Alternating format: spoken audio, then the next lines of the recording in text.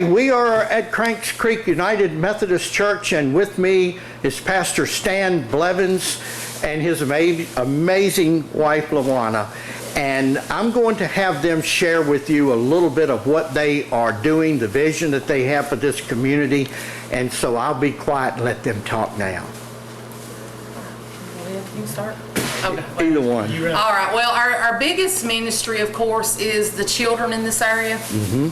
The Wacky Wednesday program, and of course this COVID-19 has got it shut down where we can't even come in the church and have the kids, but they depend on us for clothing and shoes. Right. We feed them hot meals when they're here, so that's what's really is to be able to fix them food bags, care bags with food and nutritious stuff that they can just open up and eat themselves, is to be able to furnish that and take them and deliver them door to door. Right.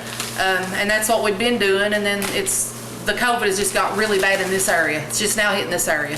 So we're praying that this stuff will be gone soon, but that is our biggest ministry, is these kids, because they come from broken homes. Amen. A lot of them don't even have parents.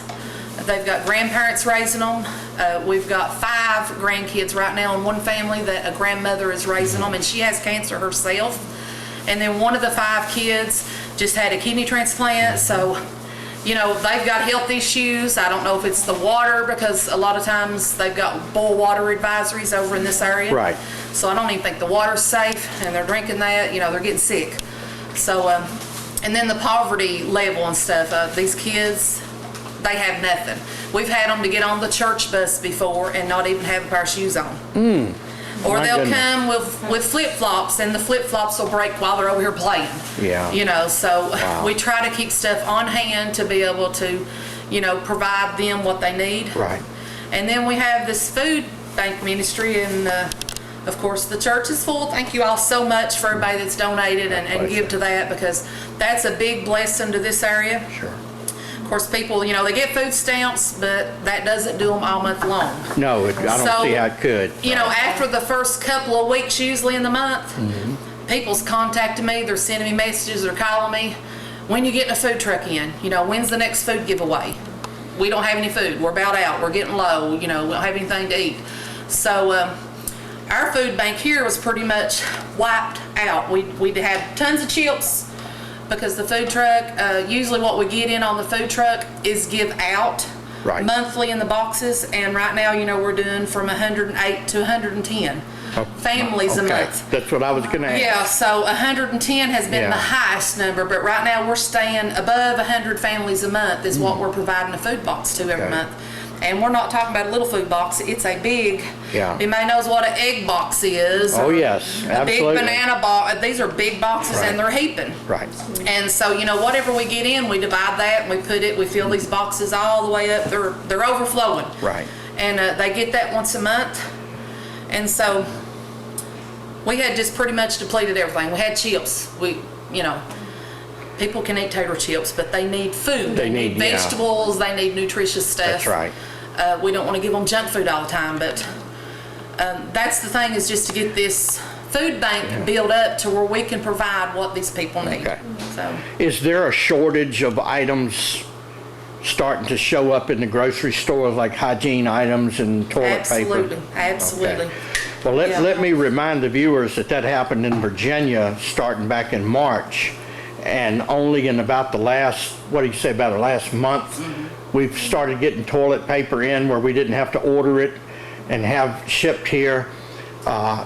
Bleach is finally available, and so you guys are getting ready to go into what we just came out of, I assume. Yeah, and it's hard along to with the find virus, it makes it exceptionally difficult to minister to anyone. Is there any projection of maybe when they may be able to come back in? Has anybody said anything in the government where the children would be allowed back in? Do you have a projection date? Well, and that's the thing right now. Our school was set to start August the 31st. The governor and that's shut down again.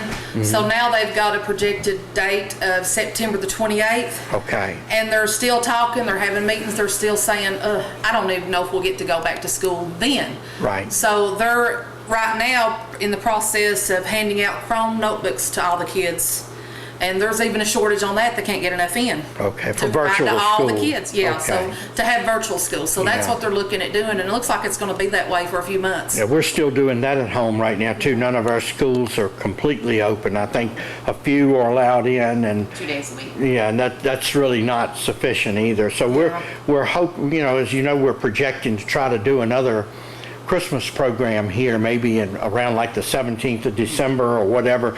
Do you have it on, is it a Wednesday or could it be a Thursday, or does it matter when you? It really does. Wednesday is the Wacky Wednesday program. Like I Okay. said, right now, we can't even come back inside the Okay. church and have the kids. In the event that they allow that, well, probably Wednesday would probably be the best time to Yes. come do that. Yes, Okay, well, most that would be the 16th, and if we can, we want to try to help with the children Yeah. again this year too, and we want to let everybody know that's watching that maybe they can help us with that, and all of us can pitch in and provide a good We Christmas. talked about doing Yeah. a drive-by Christmas Yeah. if the COVID's still bad here. Yeah. How much help do y'all have here? That's another question. I know it's probably shorthanded. Yeah, But, you're not gonna believe even what I tell you probably. But, I mean, you're looking at this small church, Right. out in the country and stuff, but we've got 8 to 10 people, church members here, and they're all elderly. Okay. So, right now with this COVID so high here in this area, and they love to help, but right Right. now I have to keep them safe. That's, Right. you Yeah, gotta use they're real wisdom, and susceptible at that age. You want to keep them safe, but Yeah. they love to help. They love Yeah. to come and help. Yeah. They help with the kids on Wednesday nights, teaching and cooking and all that. Yeah, And okay. so, yeah, right now we've got like 3 people that works all of this. Wow. So, Okay, so we need to It's definitely very pray for everything to lift down here so those people can get back involved and all. I have to laugh because people jokingly say I'm an old man too because I'm in my 60s and I don't look at it that way. I think of somebody like maybe in their 80s, would be Right. old, but we all have to be careful, and especially as you get older. Well, anyway, thank you very much. Is there anything else you wish to add? Tell us about what you're doing. we're concerned as a community and county Right. in getting these kids fed. Okay, Because with not having no school, see, they go to school to eat. Right. They get to eat at school. They get a meal at school, two meals at school. So with us not being in school and them doing virtual, we do start, I'm a school bus driver, so we do start August the 31st delivering meals to the students in the county. okay, But it's 1 day a week. wow. Wow. The school buses is gonna be running 1 day a week to deliver meals. What's the kids gonna do the rest of the week? Exactly, so. So, it's a big concern Yeah. because these kids go hungry. They go hungry. If it is anything like in our area, there's only 1 or 2 churches that's doing anything like that. Is that kind of true here too? That's true. And actually in this area where we're at, and we've got several churches down, a few miles in this area and stuff. Yeah. We're the only church in this area that has a food bank that does this. Okay. That gives out food. So that's even more responsibility. Wow.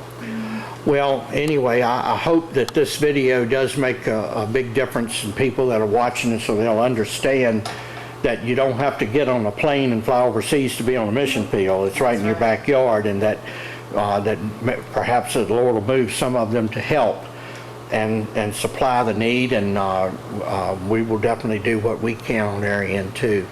Well, anyway, this is the Blevins family that pretty much run things here at Cranks Creek, and we certainly appreciate the work that they do and ask that everybody pray for them, that they will have the strength to continue ministering in the ways that they do here and to a neighborhood that desperately needs them. And we really thank you all for watching. Thank you. Work